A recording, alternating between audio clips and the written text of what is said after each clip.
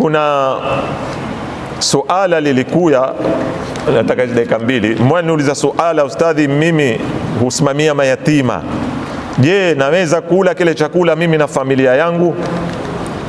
Kulingana na rai ya ulamai, ukiwa wafanya kazi kwa mayatima waweza kula na wao.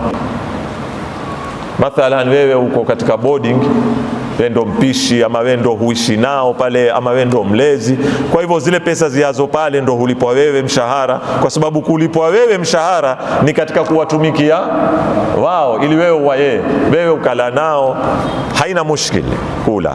Isipokuwa tu swala lako limenitia mushkili, umenena na familia yangu. Sasa wewe hutukua na kupekana nyumbani, sasa hapo ndipo tatizo. Sasa sijui hiyo familia yangu ulioikusudia, mko pale nyute, yani wewe na mkeo na wano na nyute hufanya kazi kuwatumikia wale mayatima. Kama ni hivyo pia hakuna tatizo, lakini kusiwe kutakuwa na za kwenda nyumbani. Sasa hayo itakuwa matatizo, yametoka kwenye mpango mwingine. Sawa jamanini?